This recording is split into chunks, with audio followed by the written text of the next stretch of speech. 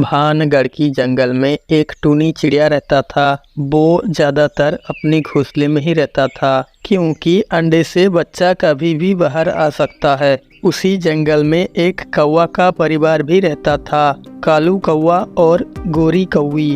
एक दिन गोरी ने कहा, कालू जी, मैं कल टूनी के अंडे देखा। अंडे देखकर मुझे खाने का बहुत मन किया। अरे गोरी, तुम ये बात कैसे भूल सकती हो? पिछली बार अंडे खाने की वजह से हम लोगों को जंगल छोड़ना पड़ा। कालू जी, मेरे पास एक मस्त आइडिया है जिसे हम लोग अंडा भी खाएंगे और किसी को भनक तक नहीं लगेगी। वो कैसे? उसके बाद गोरी अपने पति कालू के कानों में कुछ कहता है। वो लोग चला जाता है लकड़ी का कारीगर मिट्ठू तोता के पास। मिट्ठू, क्या तुम मेरे बच्चों के खेलने के लिए लकड़ी से अंडा बना सकते हो? बना सकता हूँ। उसके बदले में मुझे क्या मिलेगा? उसके बदले मैं आपको एक मीठा फल दूंगा। मुझे मीठा फल खाने में बहुत अच्छा लगता है। तुम्हारा अंडा अभी बना देता हूँ। मिट्ठू तोता फल के बदले में उन लोगों को लकड़ी का अंडा बनाकर देता है। चलो गोरी, हम लोग वापस चलते हैं, बहुत देर हो गया। रुक जाओ कालू, कभी ना कभी पानी पीने जरूर जाएगी। कुछ देर बाद टूनी चिड़िया इधर उधर देखकर पानी पीने चला जाता है।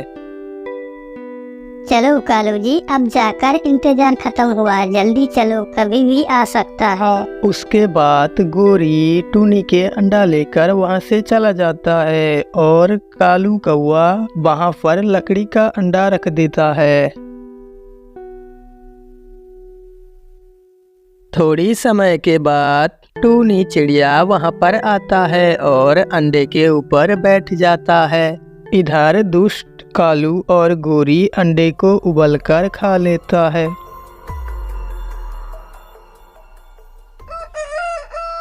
अगले दिन सुबह टूनी की तरह खूबसूरत एक बच्चा अंडों से बाहर आया। मम्मी, इस अंडों से मेरी भाई या बहन कब आएगा? बताओ ना मम्मी, बताओ कब आएगा? कुकू बेटा, मुझे पता नहीं तुम्हारा भाई या बहन आएगा, लेकिन आज शाम तक आ जाएगी। धीरे धीरे समय बीतता गया और टूनी चिड़िया अंडों से बच्चे बाहर आने का इंतजार करता रहा। रात गुजरकर सुबह हो गई, लेकिन अभी तक बच्चा बाहर नहीं आया। कुकू बेटा, घोंसले में ही रहना और कहीं मत जाना। मैं रानू बहन से मिलकर आता हूँ। मम्मा, मुझे भूख लगी है, कुछ खाने के लिए देकर जाओ ना। ये लो बेटा, ये एप्पल खा लो, मैं जल्दी से आता हूँ।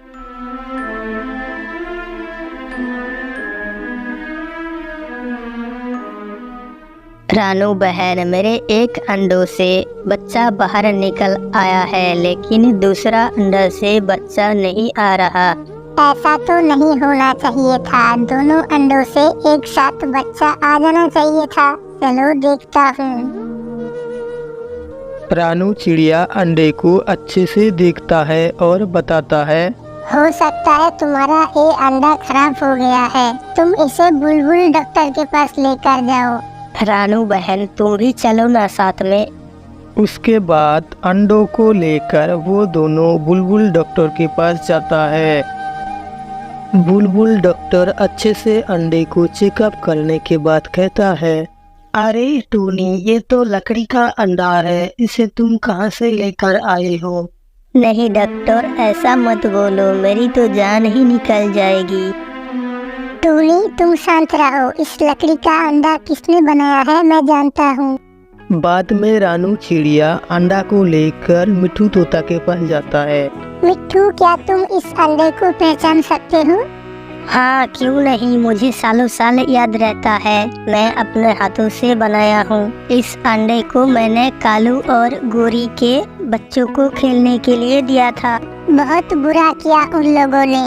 इस अंडा से टूनी का असली अंडा बदल कर खा गया उन लोगों ने।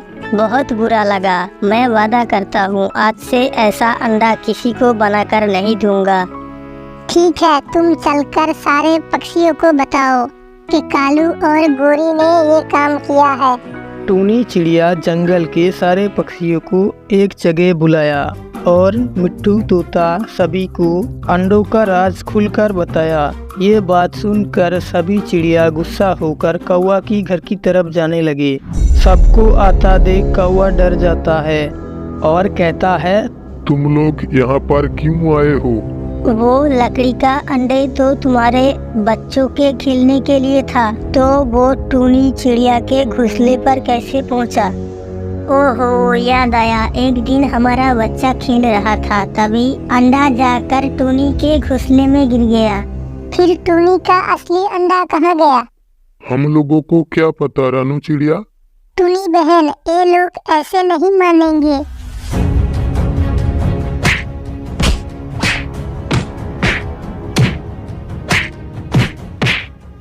सभी चिड़िया उन लोगों को मारकर जंगल से बाहर निकाल देता है।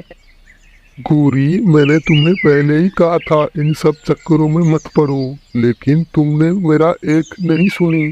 कालू जी, मुझसे गलती हो गया, मैं अभी से किसी का अंडा नहीं चुराऊंगा।